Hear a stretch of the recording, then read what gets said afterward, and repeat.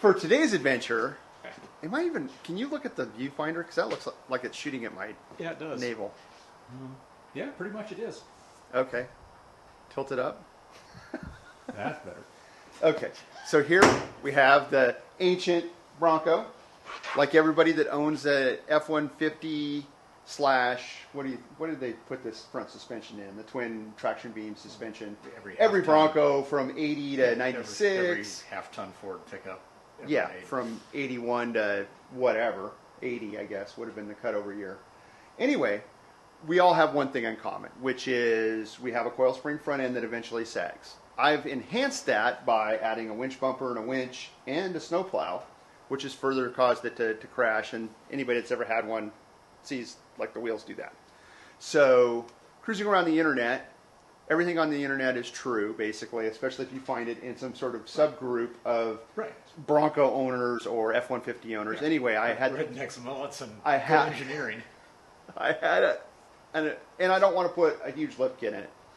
It has 33-inch tires. I don't plan on going any bigger. These perform pretty well on that size tire. So my thought is I want like an 1.5 inch lift, and you can buy spacer blocks to put on the springs, but I thought, whatever. And so I read this thread where this guy says, hey, an E250 3/4 ton van, Ford van, has the same spring but longer. So in that endeavor, I have purchased for the princely sum of what I pay, 40 bucks? 20 bucks a piece. Yeah. For a set of van springs out of my local junkyard. So we're going to pop the front tires off. We've taken a measurement. I think we're at 34 and 5/8. Yes. From the floor through the center of the hub to the top of the wheel arch is that measurement. So anyway, I'm not going to bore anybody with a bunch of video of us removing tires, or I think you've got jack stands and stuff. We can just jack it from the frame, put it on jack stands, drop it down. I've got some spring compressors. Taking these coil springs in and out, is it without unbolting the, what did we unbolt before, the shock? Yeah. Yeah, so the E250 has a single shock, not a huge deal. You got to unthread it to drop the arm down. I'm frankly too lazy and don't want to deal with 2 shocks now on each side of my front end. So what we're going to use is only the finest in Chinese engineering that I purchased at Harbor Freight, a dozen years ago. Spring compressors, which are been used successfully ones of times. We've used them 2 or 3 times. Maybe 2 or 3. Yeah. So in the past, we have a lot of experience with these spring compressors. They're only of the finest quality, and so let's see what we can do. So my plan is to compress the current springs rather than disconnect the shocks and remove them. They're pretty easy. I think there's a 10 or a 12 retaining nut on the top, and they pull right out. And then we'll take the same semi-safe coil spring compressors and compress the new springs. But I'll probably bring you back at the point maybe when we're removing the springs, and to kind of show an image of that. Anyway, we'll see how we go. So, as you can see, I've cleaned those up. These are, again, factory 1-ton springs. We're going to do a little comparing. This is kind of what we're dealing with here. If this will adjust, which we'll be removing this small bolt here. We'll put some spring compressors on here, and hopefully that guy will lift right out of there. That big bolt on the bottom is not required. You can just twist it out.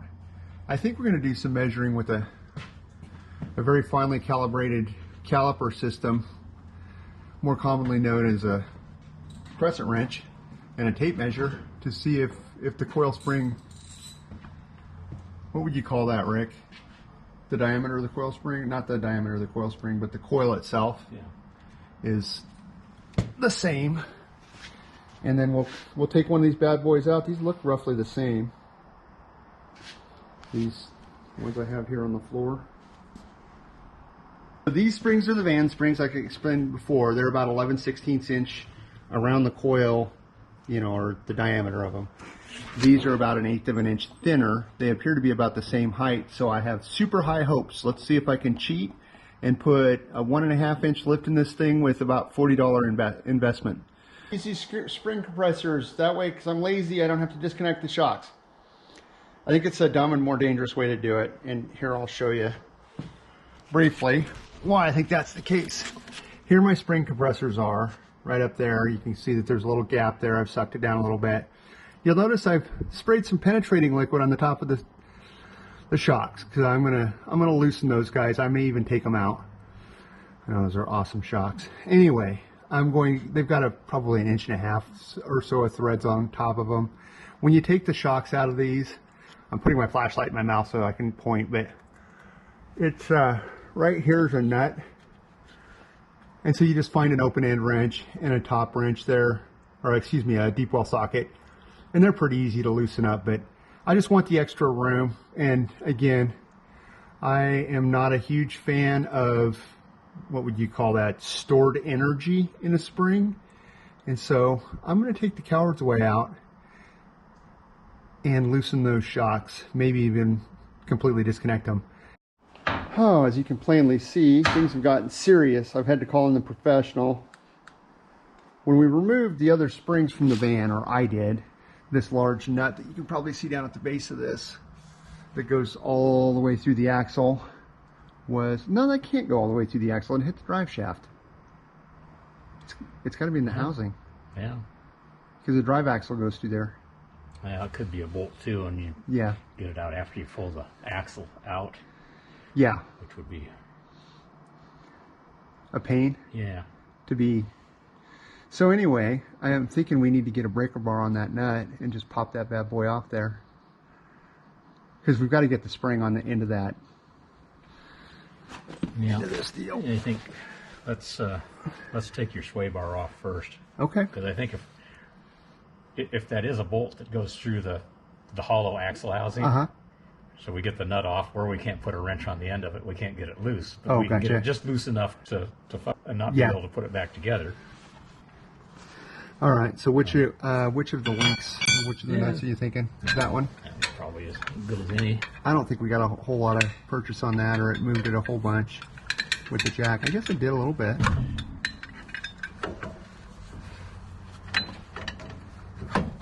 So anyway, up here I've loosened the shocks, springs out on top, but again the E250 springs just popped off the bottom when I took them out of the junkyard, so this was unanticipated.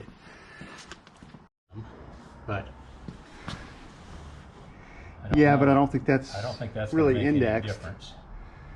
What we're talking about is, this is a F250 or E250 coil, E250 coil, half-ton Bronco / F150 coil. And so from the tippy top up here, thought your neighbor drove by. Yeah. Anyway, from the tippy top, that's pretty even there. And it's, what, probably 1/2 inch longer? Yeah, at the bottom side. But a lot heavier coils. Yes, much heavier coils. What we've learned in our thing. Worst case scenario, your ride quality. Well, that's, if I got a rough country lift kit too, or a Rancho, my ride quality is going to suck. This way you can get it for $40 instead of $250. Yeah. And it's a factory ride, man. Yeah. So this is what we're dealing with. We wound up taking that bottom bolt right here off. I don't even know if it's showing up on the camera. I can't touch it finger to get the viewfinder. Anyway, what we're talking about is right here. And you'll see I've disconnected both shocks. And I've used a recycled scissor jack to jack the suspension down. So in addition to disconnecting the sway bar. So this is a lot more involved than I had anticipated. However, most of my projects are. Oh, and I broke the top off a shock. So not that these shocks were pristine by any means, but I was not intending to buy a new one today or soon. So there's that. So anyway, we're going to bolt this bad boy back together with the new deal. And what was the socket that we used to get that bottom one off? That one and a quarter? 1 1/8. Okay, so this, you're going to need a big boy socket down here. Everything else was probably what, 15, 16 millimeter-ish. Pretty much standard hand tool from Home Depot stuff. Other than this was an 1 1/8 socket to get that top part off.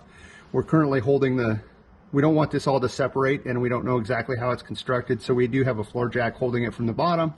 And again, our sketchy scissor jack holding this stuff apart. So this is a definitely DIY at your own risk type scenario. All right, here we go. There's the new spring installed. And that shock on the left there has a broken top, or the bolt that there was enough threads left for us to reuse it. So I'll be getting some new shocks at some point, but it's good to go right now. And as you can probably see, things have gotten serious. I've got readers and a headlamp on. Is this headlamp even on? No. I can't tell. Maybe that's part of the problem. Thanks. So we're going over to the other side, so we've got to take this whole array. What would you say? We had the one big socket. I mean, if you're going to do this job, first of all, the spring compressors are probably a no-go. Right. I don't think those are necessary. No. You just got to... break the shocks loose. Yeah. 13 millimeter to get the top spring retainer out. 1.1 to get the big nut that holds the base on. And drop the sway bar. So, yeah, probably 3 sockets. Yeah. And a couple wrenches. Yeah, maybe. Do you think the jack helped at all, or was that simply? I think with the shocks out of there, we wouldn't need that. Okay, we'll find out. Yes, yes. So maybe not the sketchy thing, but the floor jack definitely helped us. We're on jack stands under the frame, and then just to manipulate the suspension through its articulation, that was kind of necessary. So we'll get on to the other side. We'll throw some tires on it, take some measurements, see how bad my alignment's out. It's not lost on either one of us. We both have a lot of experience with twin traction beam suspension and lifts. Probably all that's going to do is correct it. It'll probably drive better than it has in years. I had a little bit of an inward, I don't know what you call it, the toe in or TTB cant to the tire. It's not even toe in. It's oh no, that's camber. Camber. Yeah, the camber was definitely off on this thing. Yeah. It doesn't get driven enough miles. That tire's got probably 5,000 miles on it, I would say. And, you know, it's wearing okay. So I would think if it was too off, it would be bad. But, yeah. So, anyway, I'll bring you back. We're going to do the other side. I don't think we're going to videotape it. Or videotape. Look how old I am. Record it. And we'll see how we go. Because this could be something a lot of people could use, I think. A lot of cheap people that want to... Duly noted and ignored. All right. I got to help him move a bunch of tools over to the other side. All right. So the second side went a lot smoother. Put that right there, and that right there.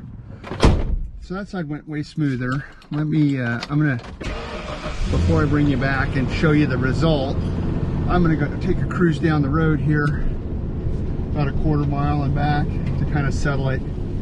Again, if you know anything about the twin traction beam, when you set them down off jacks, it's a problem. I'll try not to hook a mirror like my friend Rick in the last video. And this camera may fall off the desk because it's just sitting there. Nothing holding it.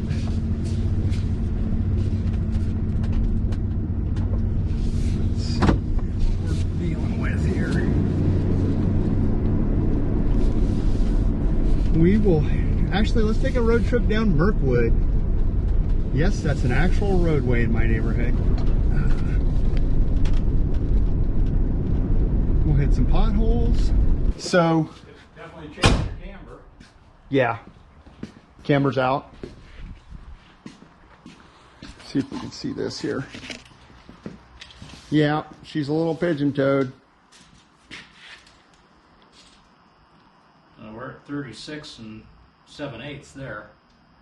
So you got 3 inches. 2.5, 3 inches on that side. Sure. That was the taller of the two, and that was at 34 and... half. 34 and a half, 34 and 5/8. Yeah. So, and you're saying it's at what? We're at 36 and 15/16. So 2.5 inch lift? Yep.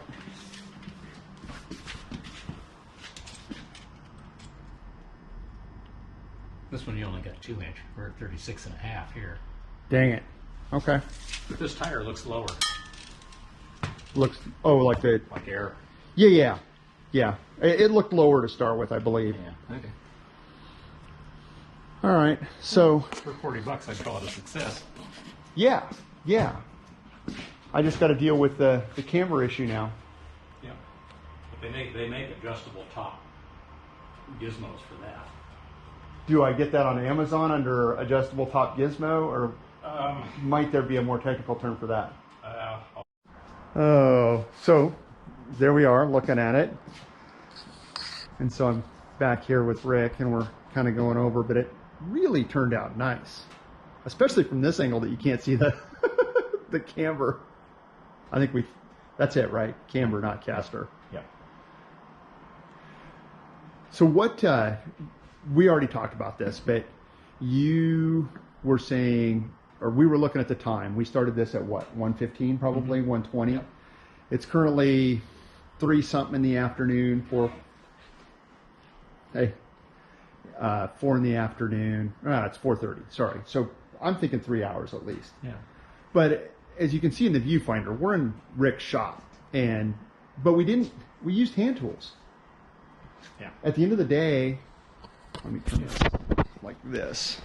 Anyway, at the end of the day, we used basic, I think, half-inch stuff. Half-inch drive stuff and air gun to take the tires off. Yeah, we were talking about it, and the only air tools we used on this was his, rattle gun to take the lug nuts off. But everything else, at the beginning of the video, and I may even edit that out, I don't know, I had this grand plan of using my Chinese spring compressors to do this, that, and the other thing. We disconnected a sway bar we probably didn't need to. I would say for this project, you just need to knuckle down, realize that you're going to remove the shocks, and yeah, once you get past that, it's yeah, and you can either use muscle power if you're a big enough dude, or like we did, Rick had a scissor jack that we just jammed either on the control arm or where the sway bar mounts, and just put a little bit of tension to relieve it, and then just kind of work it. It does make it infinity easier to have 2 dudes. This would be a tough project solo, I think. Yeah. For you, totally doable. For me, it would have been much more difficult. But 4 sockets, 5 sockets, 16 millimeter, 13 millimeter, 3/4 wrench, 18 millimeter wrench. If you have it's a 15 millimeter socket on the top of the shocks. So if you have a ratcheting box end wrench, that's going to make this much easier. Or if you have an air-powered ratchet, that's going to make this easier. But we did the first one in probably an hour and a half, 2 hours, and the second one 45 minutes. Yeah. Because we didn't mess around doing, I had messed around putting the spring compressors on. We had disconnected the sway bar. We did a lot of unnecessary stuff. Yeah, and the second one went way smoother. But again, with 2 dudes, one guy gets tired of ratcheting the shocks in this case because there's like that much threads on them. So you can just kind of trade off. But no, it really, really turned out well. So I'm super happy. And I will be researching on how to align a twin traction beam front suspension. All right, headed home. I am over the moon. This project turned out so much better than I had intended. It's no, it just changed the total look of this thing.